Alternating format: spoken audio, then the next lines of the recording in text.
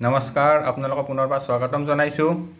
বৰ্তমান সময়ত মানুহে হাতত বিভিন্ন ধৰণৰ সূতা নাইবা ভগৱানৰ ওচৰত অৰ্পণ কৰা ৰক্ষা সূত্ৰ আদি ধাৰণ কৰা দেখা যায়।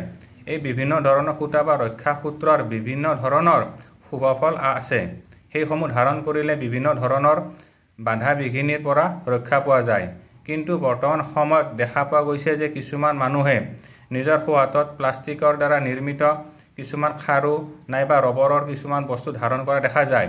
প্লাষ্টিক বা ৰবৰৰ দ্বাৰা নিৰ্মিত খাৰু বা ব্ৰেচলেট ধৰণৰ বস্তু ধাৰণ কৰিলে বিশেষ একো শুভফল লাভ নহয়।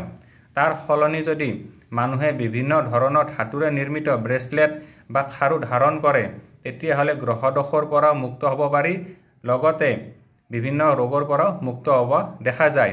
আজি আমি আলোচনা কৰিম কি ধাতু ধাৰণ কৰিলে কি গ্ৰহদোষ নাইবা কি ৰোগৰ পৰা মুক্ত হ'ব পাৰি, সেই বিষয়ে আজি আমি আলোচনা কৰিম। আমি প্ৰথমতে আলোচনা কৰিম সোণৰ ব্ৰেচলেট বা খাৰু।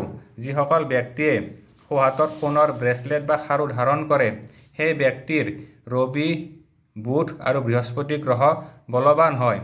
এই গ্ৰহসমূহৰ কিছুমান দোষাদোষ কাটা যায়, লগতে ইয়াৰ শুভফল লাভ হয়। ইয়াৰ ফলত জাতকে বা যিসকল ব্যক্তিয়ে সোণৰ নিৰ্মিত ব্ৰেচলেট বা খাৰু ধাৰণ কৰে সেই ব্যক্তিৰ সমাজত মান সন্মান প্ৰতিষ্ঠা লাভ হ'ব, সুখ সমৃদ্ধি লাভ হ'ব, লগতে ধন সম্পত্তি আৰু জ্ঞান বৃদ্ধি পাব। এতিয়া যিসকল ব্যক্তিয়ে সোঁহাতত ৰূপৰ ব্ৰেচলেট বা খাৰু ধাৰণ কৰে সেই ব্যক্তিৰ ওপৰত চন্দ্ৰ গ্ৰহৰ ফল বেছি লাভ হ'ব, অৰ্থাৎ ৰূপটো হৈছে চন্দ্ৰ গ্ৰহ।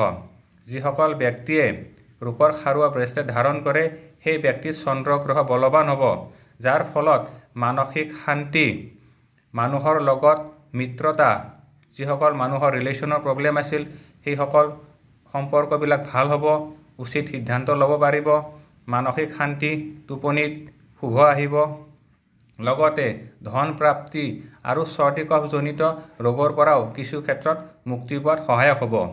এতিয়া যিসকল ব্যক্তিয়ে সোঁহাতত পিতল নাইবা ব্ৰেচলেট ধাৰণ কৰে পিতলৰ দ্বাৰা নিৰ্মিত সেই ব্যক্তিৰ বৃহস্পতি গ্ৰহ বলৱান হ'ব, যাৰ ফলত সেই ব্যক্তিৰ আধ্যাত্মিক উন্নতি হ'ব, বিদ্যা বুদ্ধিত সহায়ক হ'ব, লগতে পেটৰ বিভিন্ন ৰোগ দূৰীকৰণত সহায়ক হ'ব, লগতে অৰ্থৰ ক্ষেত্ৰত বিশেষ তেওঁলোকে শুভফল লাভ কৰিব।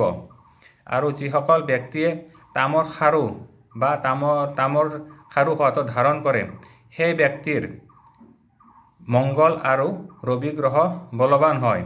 ৰবি আৰু মংগল গ্ৰহ বলৱান হ'লে সমাজত মান সন্মান প্ৰতিষ্ঠা লাভ হ'ব, সাহস বৃদ্ধি হ'ব, লগতে ৰক্তৰ বিভিন্ন ৰোগৰ লগতে পেটৰ বিভিন্ন ৰোগৰ পৰাও জাতকে মুক্ত পোৱাত সহায়ক হ'ব, লগতে কিছু ক্ষেত্ৰত আৰ্থিক দিশতো উন্নতি হয়।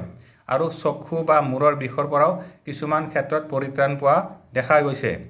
এতিয়া আহিল অষ্ট ধাতুৰে নিৰ্মিত যদি খাৰু বা ব্ৰেচলেট ধাৰণ কৰে সেই ব্যক্তিৰ কি হ'ব, বিভিন্ন ধৰণৰ সুখ সমৃদ্ধি লাভ হ'ব, ভাগ্যৰ বিশেষ উন্নতি হ'ব, লগতে সমাজত মান সন্মান প্ৰতিষ্ঠা পোৱাত বিশেষ সহায়ক হ'ব, লগতে বিভিন্ন ধৰণৰ গ্ৰহদোষো শান্ত হ'ব, অৰ্থাৎ গ্ৰহদোষো তেওঁলোকৰ পৰা মুক্তি পোৱাত সহায়ক হ'ব। এতিয়া আহিল লোহাৰ খাৰু বা ব্ৰেচলেট। বিভিন্ন ধৰণৰ মানুহে সোঁহাতত লোহাৰ খাৰু ধাৰণ কৰা দেখা যায়। ইয়াৰ ফলত সেই ব্যক্তিৰ শনি গ্ৰহ বলৱান হ'ব, কাৰণ লোহা গ্ৰহটো শনিৰ লগত জড়িত। গতিকে শনি গ্ৰহ শান্ত হ'ব, শনিৰ অশুভ প্ৰভাৱ বহু ক্ষেত্ৰত লাঘৱ হ'ব, লগতে এলেহুৱা স্বভাৱ দূৰ হ'ব, আলস্যপন দূৰ হ'ব, কাম কৰাৰ ক্ষেত্ৰত মনোযোগ বাঢ়িব, নজৰ দোষ দূৰীকৰণত সহায়ক হ'ব, লগতে ভূত প্ৰেতজনিত উপৰুৱা বাধাৰ পৰাও সেই ব্যক্তিয়ে বিভিন্ন ক্ষেত্ৰত সহায়ক হ'ব বা লাভৱান হোৱা দেখা যায়। অৰ্থাৎ এইখিনি আছিলে আমাৰ বিভিন্ন ধৰণৰ ধাতুৰে নিৰ্মিত ব্ৰেচলেট বা খাৰু ধাৰণ কৰাৰ শুভফল। আজিলৈ ইমানেই, পৰৱৰ্তী সময়ত পুনৰ লগ পাম। ধন্যবাদ। ওম নমঃ শিৱায়।